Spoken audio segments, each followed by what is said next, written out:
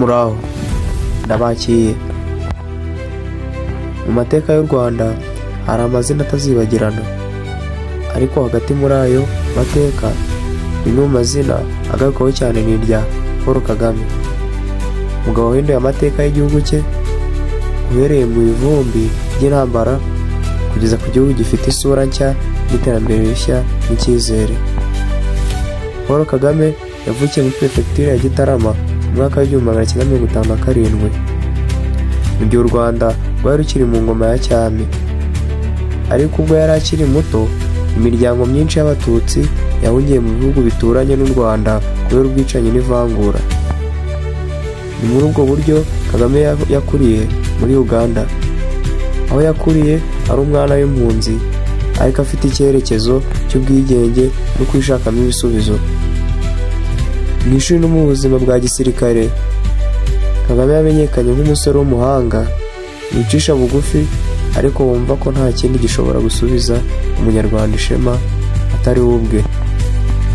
Mu myaka ya za 80 mu 1980 Kagame yinjiye mu gisirikare cya Uganda bitaga National Resistance Army cyangwa se NRA, cyari kiyobowe na Yoweri Kaguta Museveni, ubu akaba ari perezida w'Ubugande.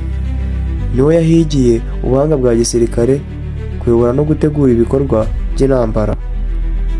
Mu mwaka w'1990 Abanyarwanda bari barahunze bafatanyije na Kagame batangije urugamba rwo kubohora igihugu, urugamba rwo kubohora u Rwanda.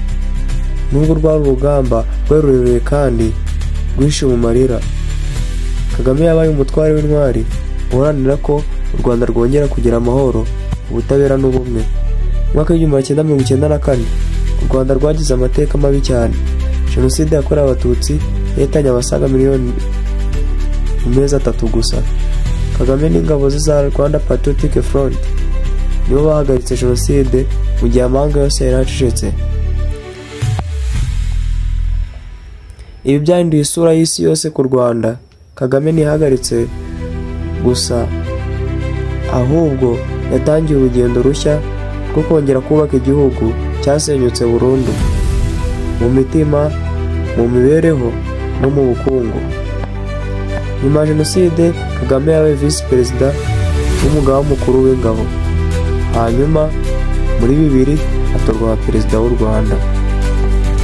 Kuva ubwo yagiye ahagarara nk'umuyobozi uharanira ubumwe n'ubwiyunge binyuze muri gacaca inama z'abaturage.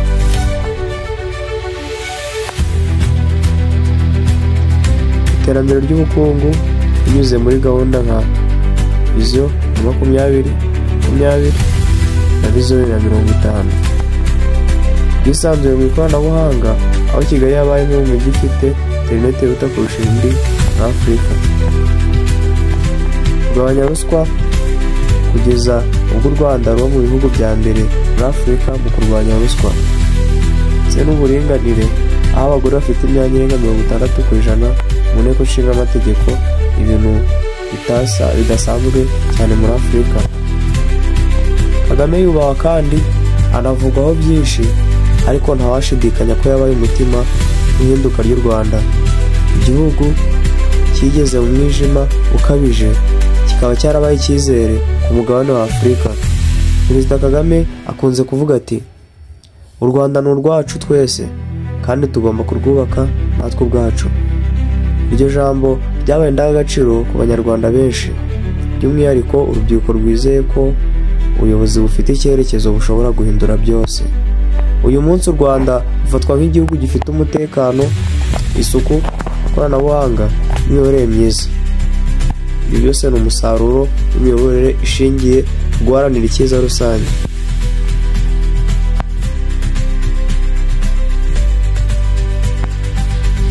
Ubuyobozi bwa Kagame bwavuye byinshi, ariko nanone bwashyize imbere inshingano ku Banyarwanda bose gukomeza kubaka igihugu, gukunda umurimo no kutibagirwa amateka.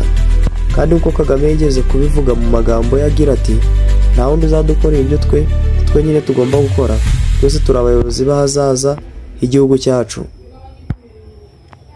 Paul Kagame ni umuyobozi wagiye arenga imbibi z'umuntu umwe ahubwo aba igitekerezo, ikimenyetso cy'uko n'igihugu kigeze mu mwijima gishobora kongera kumurika.